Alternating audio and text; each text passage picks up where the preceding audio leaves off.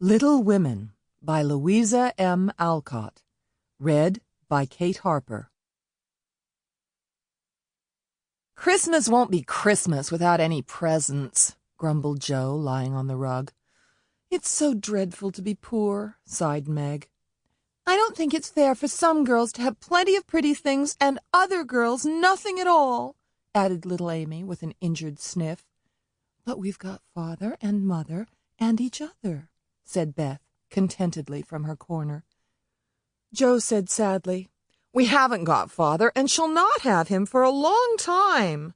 She didn't say perhaps never, but each silently added it, thinking of Father far away, where the fighting was. Meg said in an altered tone, "You know, the reason Mother proposed not having any presents this Christmas was because it is going to be a hard winter for everyone. And she thinks we ought not to spend money for pleasure when our men are suffering so in the army. We can't do much, but we can make our little sacrifices, and ought to do it gladly. But I'm afraid I don't." "I don't think the little we should spend would do any good. We've each got $1, and the army won't be much helped by our giving that. I agree not to expect anything from Mother or you, but I do want to buy Undine and Sintram for myself. I've wanted it for so long," said Joe, who was a bookworm. "I plan to spend mine on new music," said Beth, with a little sigh. "I shall get a nice box of Faber's drawing pencils. I really need them," said Amy decidedly.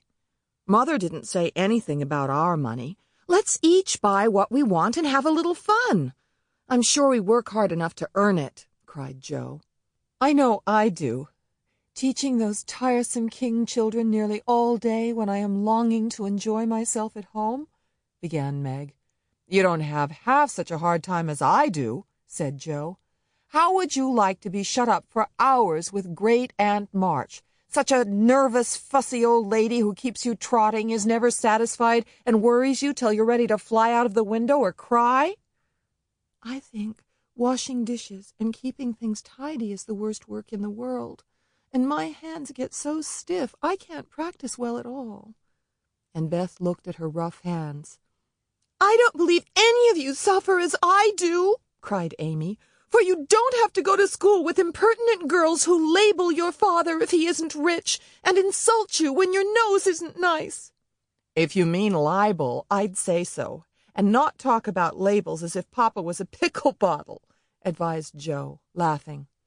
"I know what I mean, and you needn't be satirical about it. It's proper to use good words and improve your vocabulary," returned Amy with dignity. "Don't peck at one another, children. Don't you wish we had the money Papa lost when we were little, Joe? Dear me, how happy and good we'd be if we had no worries," said Meg. "You said the other day you thought we were a deal happier than the King children, for they were fighting all the time in spite of their money." "So I did, Beth. Well, I think we are, for though we do have to work, we make fun for ourselves, and are a pretty jolly set, as Joe would say." "Joe does use such slang words," observed Amy. Joe immediately began to whistle. "Don't, Joe, it's so boyish." "That's why I do it." "I detest rude, unladylike girls." "I hate affected niminy-piminy chits." "Birds in their little nests agree," sang Beth, the peacemaker, with such a funny face that both sharp voices softened to a laugh, and the pecking ended for that time.